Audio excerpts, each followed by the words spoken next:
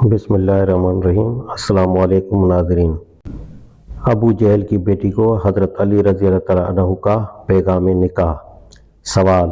اسلام میں جب 4 شادیوں کی اجازت ہے تو حضرت فاطمہ رضی اللہ تعالیٰ عنہ کی زندگی میں جب علی کرم اللہ وجہہ نے دوسری شادی کرنی چاہی تو رسول اللہ صلی اللہ علیہ وسلم نے آپ کو کیوں روک دیا؟ ابو جہل کی بیٹی کے خانوادہ اہل بیت میں آ جانے سے اگر کوئی خطرہ تھا تو کیا حضرت ام حبیبہ رضی اللہ تعالیٰ عنہ بنت ابی سفیان کے حرم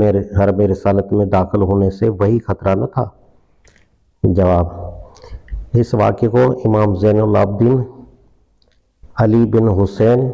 اور ابو ملیکہ نے حضرت مسور بن محرمہ سے روایت کیا ہے، اور اس کی تائید حضرت عبداللہ بن زبیر کی ایک روایت سے بھی ہوتی ہے۔ نیز ابو حنظلہ اور سوید بن غفلہ کی مرسل روایات بھی اس کی مؤید ہیں۔ امام بخاری نے کتاب فرض الخمس، کتاب فضائل اصحاب النبی صلی اللہ علیہ وسلم اور کتاب النکاح میں، مسلم نے کتاب فضائل الصحابہ میں، اور ابو داؤد نے کتاب النکاح میں، ابن ماجہ نے بھی کتاب النکاح میں، ترمذی نے کتاب المناقب میں، اور حاکم نے کتاب معرفت الصحابہ میں متعدد سندوں سے ان روایت کو نقل کیا ہے۔ تفصیل اس قصے کی یہ ہے کہ فتح مکہ کے بعد جب ابو جہل کا خاندان مسلمان ہو گیا تو حضرت علی رضی اللہ تعالیٰ عنہ نے اس کی بیٹی سے، جس کا نام کسی نے جویریہ، کسی نے اورا اور کسی نے جمیلہ بیان کیا ہے، نکاح کرنا چاہا۔ لڑکی کے خاندان والوں نے کہا کہ ہم رسول اللہ صلی اللہ علیہ وسلم کی بیٹی پر بیٹی نہیں دیں گے جب تک آپ صلی اللہ علیہ وسلم سے پوچھ نہ لیں، چنانچہ انہوں نے اس کا ذکر حضور صلی اللہ علیہ وسلم سے کیا۔ ایک روایت کی روح سے خود حضرت علی رضی اللہ تعالیٰ عنہ نے بھی اشارتاً حضور صلی اللہ علیہ وسلم سے اجازت طلب کی، اور بعض روایات سے معلوم ہوتا ہے کہ حضرت فاطمہ رضی اللہ تعالیٰ عنہ نے بھی ان باتوں کا چرچا سن لیا اور جا کر اپنے والد ماجد کی خدمت میں عرض کیا کہ آپ صلی اللہ علیہ وسلم کی قوم کے لوگ سمجھتے ہیں کہ آپ صلی اللہ علیہ وسلم کو اپنی بیٹیوں کی پرواہ نہیں ہے، دیکھیے یہ علی اب ابو جہل کی بیٹی سے شادی کرنے والے ہیں۔ اس پر حضور صلی اللہ علیہ وسلم نے ایک خطبہ میں فرمایا: بنی ہشام بن مغیرہ نے مجھ سے اس بات کی اجازت مانگی ہے کہ وہ اپنی بیٹی علی ابن ابو طالب کے نکاح میں دیں، میں اس کی اجازت نہیں دیتا الا یہ کہ ابو طالب کا بیٹا میری بیٹی کو طلاق دے کر ان کی بیٹی سے نکاح کر لے۔ میری بیٹی میرا ٹکڑا ہے، جو کچھ اسے ناگوار ہوگا وہ مجھے ناگوار ہوگا، اور جو چیز اسے تکلیف دے گی وہ مجھے تکلیف دے گی۔ میں حلال کو حرام اور حرام کو حلال نہیں کرتا، مگر خدائی قسم اللہ کے رسول کی بیٹی اور اللہ کے رسول کے دشمن کی بیٹی ایک جگہ جمع نہیں ہو سکتی۔ ایک روایت میں ہے کہ آپ صلی اللہ علیہ وسلم نے فرمایا: فاطمہ مجھ سے ہے اور میں ڈرتا ہوں کہ وہ کہیں اپنے دین کے معاملے میں فتنے میں نہ پڑ جائے۔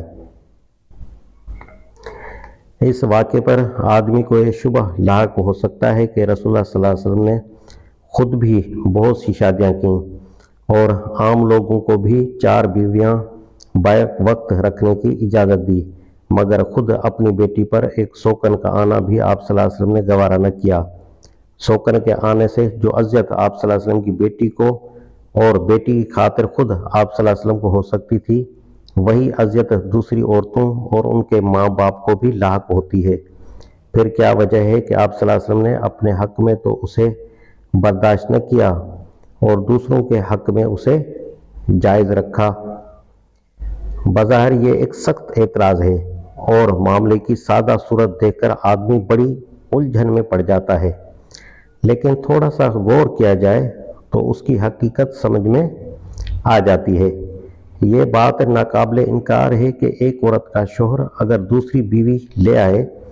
تو اس عورت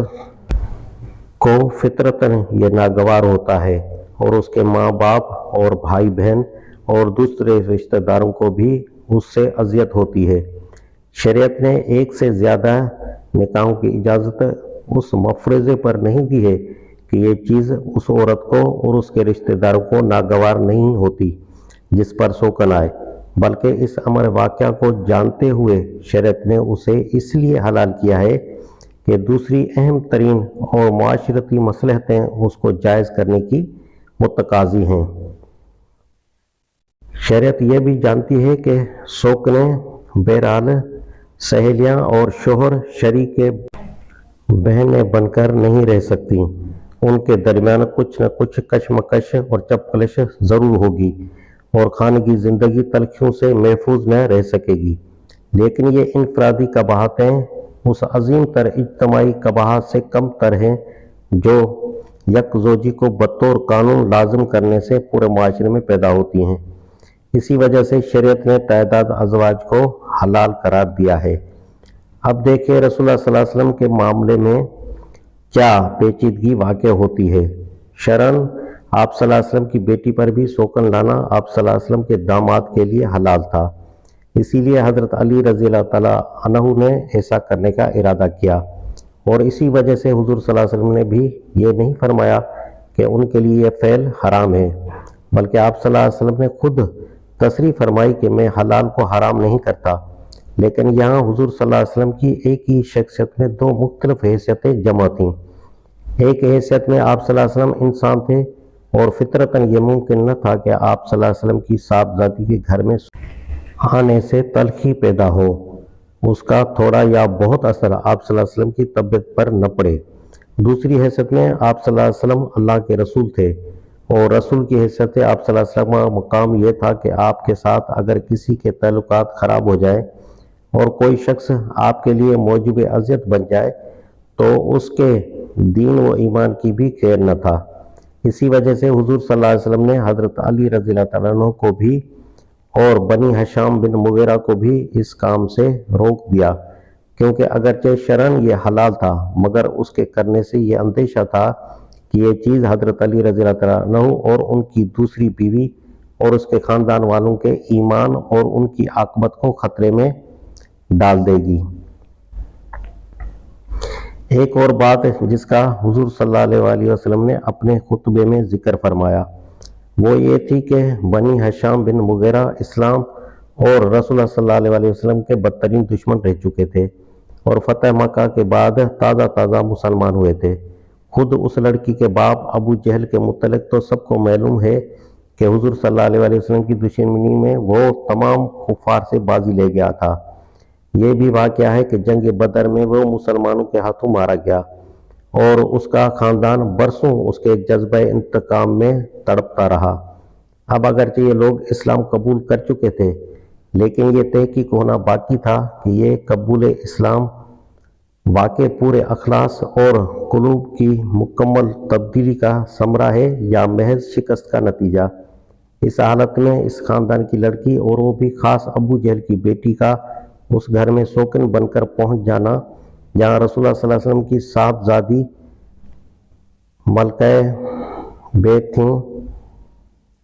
بڑے فتنوں کا سبب بن سکتا تھا۔ ان لوگوں کی تعلیف قلب تو کی جا سکتی تھی اور کی بھی گئی، لیکن اسلام کے ساتھ ان کے تعلق کا حال جب تک ٹھیک معلوم نہ ہو جائے انہیں عین خاندان رسالت میں گھسا لانا اور خود رسول اکرم صلی اللہ علیہ وسلم کی صاحبزادی کے بالمقابل لا کھڑا کرنا سخت نامناسب اور پرخطر تھا۔ اس وجہ سے بھی حضور صلی اللہ علیہ وسلم نے اس رشتے کو ناپسند کیا اور اعلان کہا کہ خدا کے رسول کی بیٹی اور خدا کے دشمن کی بیٹی ایک گھر میں جمع نہیں ہو سکتی۔ نیز اس بات کی طرف بھی آپ صلی اللہ علیہ وسلم نے اشارہ فرما دیا کہ اس سے فاطمہ رضی اللہ تعالیٰ عنہا کے فتنے میں پڑنے کا اندیشہ ہے۔ ظاہر ہے کہ ایک شخص کو اپنے بیاہ شادی کے معاملے میں اگرچہ بجائے خود حلال ہی صحیح ایسی آزادی نہیں دی جا سکتی جس سے ایک پوری ملت کے لیے فتنہ و شر کا خطرہ پیدا ہو جائے۔ بے شک یہاں یہ اعتراض اٹھ سکتا ہے کہ ابو جہل کے خاندان سے ابو سفیان کا خاندان اسلام کی عداوت میں کچھ کم نہ تھا، پھر اگر ابو جہل کے خاندان کی لڑکی کا خانوادہ رسالت میں آنا موجب فتنہ ہو سکتا تھا تو ابو سفیان کی صاحبزادی حضرت ام حبیبہ رضی اللہ تعالیٰ عنہا کا خود نبی صلی اللہ علیہ وسلم کی ازواج مطہرات میں شامل ہو جانا کیوں خطرے سے خالی تھا؟ لیکن دونوں کے حالات کا فرق نگاہ میں ہو تو یہ اعتراض آپ سے آپ ختم ہو جاتا ہے۔ حقیقت یہ ہے کہ ابو جہل کی لڑکی اور ام المومنین حضرت हबीबा रज़ी अल्लाह तआला अन्हा का सर से कोई मुकाबला ही नहीं है। अबू जहल की लड़की और उसके चचा और भाई सब के सब फतह मक्का के बाद ईमान लाए थे। उनके बारे में ये इम्तिहान होना अभी बाकी था कि उनका ईमान किस हद तक अखलास पर मबनी है